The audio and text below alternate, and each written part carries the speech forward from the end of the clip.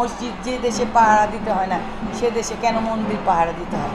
তদন্ত করে দেখেছি যে সেই ফ্যাসিবাদের দোসররা। আমরা গত বছর 5ই আগস্ট পট পরিবর্তনের পর খুব অল্প সময়ই পেয়েছিলাম।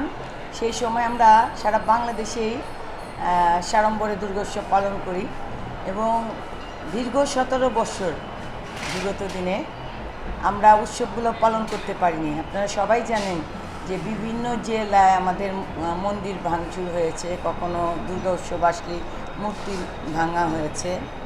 এভাবে আমাদের উৎসবগুলোকে খুবই উৎসবের সাথে ধরতে গেলে ধর্মীয় রাজনীতি করা হয়েছে। একটা ফেসিবাদী সরকার ছিল, আপনারা জানেন যে দীর্ঘ 15 বছর আমাদের গণতন্ত্র কেড়ে নিয়েছিল, ভোটের অধিকার কেড়ে নিয়েছিল, আমাদের ধর্মীয় চেতনা আঘাত এনেছিল। তখন শুধু কিন্তু সনাতন ধর্মাবলম্বীরা শুধু এর মধ্যে না, সকল ধর্মের মানুষের প্রতি তারা আঘাত এনেছে। বৌদ্ধ ধর্ম বলেন, রামুর ট্র্যাজেডির কথা আমরা সবাই জানি, খ্রিস্টানদের প্যাগোডা, আমাদের মুসলিম ভাইদের মাদ্রাসা, মসজিদ, কোনো জায়গায় বাদ পড়েনি এই ধর্মীয় চেতনা আঘাত আনা। 17 বছর আমাদের এই ফেসিবাদের সরকার আমাদের উপর প্রচুর নির্যাতন চালিয়েছেন। আপনারা জানেন যে খুন মামলা হামলা এগুলো তো হয়েছে, জনগণের রক্ত চুষে নিয়েছে। সিন্ডিকেটের মাধ্যমে দ্রব্যমূল্যের ঊর্ধ্বগতি করেছে। আমাদের সাংবাদিক ভাইরা সত্যি কথা লিখতে পায়নি, বলতে পারেনি, তাদের আমাদের সাংবাদিকদের খুন হয়েছে। এই খুনের বিচার কিন্তু আদৌ আমরা পাইনি। আমরা চাচ্ছি যে সামনে যদি একটি গণতন্ত্রের মাধ্যমে আমরা ভোটের মাধ্যমে একটি নির্বাচিত সরকার গঠন করতে পারি, তাহলে হয়তো বিগত দিনে হয়ে যাওয়া ঘটনাগুলোর বিচার পাব।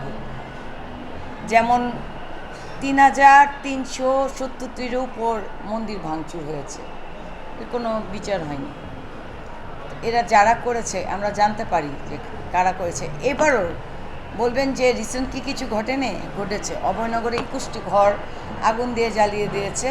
কৃষক দলের সভাপতি ছিল এক হিন্দু মাতবরের বাড়িতে, সেদিন অনুষ্ঠান হচ্ছিল মহোৎসব। সেই অনুষ্ঠানে তারা পরিকল্পিতভাবে সভাপতিকে মারে, ইভেন পুরা হিন্দু পাড়াটা জ্বালিয়ে দেয়। ভয়ে শিশুরা যে যেখানে পেরেছে লুকিয়েছে, পুরুষরা আর বাড়ি ফিরেনি। আমি সেখানে নিজে উপস্থিত হয়েছি আমার বাংলাদেশ পূজা উদযাপন ফ্রন্টের সবাইকে নিয়ে। সেখানে উপস্থিত হয়ে দেখছি যে কি বিভৎস, এগুলো কারা ঘটিয়েছে তদন্ত করেছি। আমরা তদন্ত করে দেখেছি যে সেই ফ্যাসিবাদের দোসররা। এখান থেকে শেখ হাসিনা পালিয়ে গেছে ভারতে, কিন্তু তার দোসররা কিন্তু আনাচে কানাচে আছে, আর তাদের কাছে হিউজ টাকা আছে, আপনারা সবাই জানেন। সেই টাকাগুলো ব্যবহার করে বিভিন্ন সময় আমাদের দেশটাকে অস্থিতিশীল করার জন্য, আপনারা দেখেছেন 9ই আগস্ট থেকে শাহবাগে আন্দোলন। এর পরবর্তীতে আমি অক্টোবরে বলেছিলাম যে ওখান থেকে মৌচাকে ঢিল মারে, সেই ঢিল আমাদের উপরে পড়ে। সেই ঢিলে কিন্তু আপনার শাহবাগ, শহীদ মিনার তারা আন্দোলন শুরু করে যে আমাদের হিন্দু সম্প্রদায়ের উপর নির্যাতন চলছে। অথচ 5 তারিখের পর আমি 5 তারিখের পর প্রতিটা মন্দিরে গিয়েছি, সেখান থেকে মন্দির কমিটির লোকজন পালিয়েছে। কেন পালিয়েছে এই কথা আমাকে প্রশ্ন করেছে কিছু মানুষ, যে দিদি আপনি বলেন মন্দির পাহারা দিতে হয়, মসজিদ যে দেশে পাহারা দিতে হয় না সে দেশে কেন মন্দির পাহারা দিতে হয়।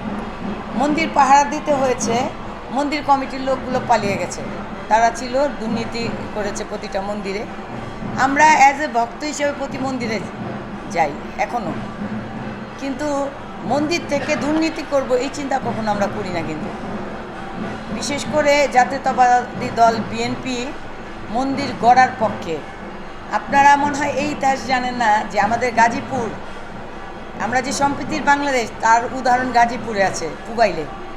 এক মাঠের এক প্রান্তে হলো আপনার মসজিদ, আরেক প্রান্তে কালীমার মন্দির। আমি নিজে গিয়েছি, একসাথে আজানের ধ্বনি আর শঙ্খ আর কাশির ঘণ্টা বাজছে। এই যে একটা সুন্দর দৃশ্য আমি নিজের চোখে দেখে আসছি, এটা বাংলাদেশে অনেকেই জানে না। যেখানে 17 বছর আমাদের দেশটাকে খোকলা করে দিয়েছে তলাবিহীন জরিতে পরিণত করেছে, যেটা ৭২ থেকে ৭৫ হয়েছিল শেখ হাসিনার বাবার দ্বারা, শেখ মুজিবুর করেছিল। তারই ধারাবাহিকতায় তার সুযোগ্য কন্যা করেছে। সেখানে আমাদের যেই সরকার আসছেন, আমাদের এই ৫ই আগস্ট পর পরিবর্তনের পর ডক্টর ইউনূস তার নেতৃত্বে যেই সরকার চলছে, তারা আমাদের ৫ কোটি টাকা সারা বাংলাদেশে অনুদান দিয়েছে। এটা হিন্দু সম্প্রদায়ের জন্য আমি মনে করি অনেক পাওয়া। আরেকটা মজার বিষয় হলো যে গতবারের তুলনায় এবার মণ্ডপ বেড়েছে। সারা বাংলাদেশে যদি নিরাপত্তা না থাকতো তাহলে কিন্তু এত মণ্ডপ বাড়তো না। আপনি দেখেন, আগে ঢাকা মহানগরে ১৫২টি পূজা হতো, এখন ১৭৮টি পূজা হচ্ছে, এবং সব পূজায় আপনি লোকারণ্যে ভিড়।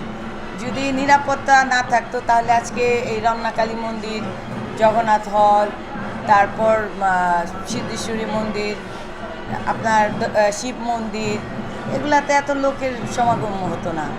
বিগত দিনে আমরা বের হতে পারতাম।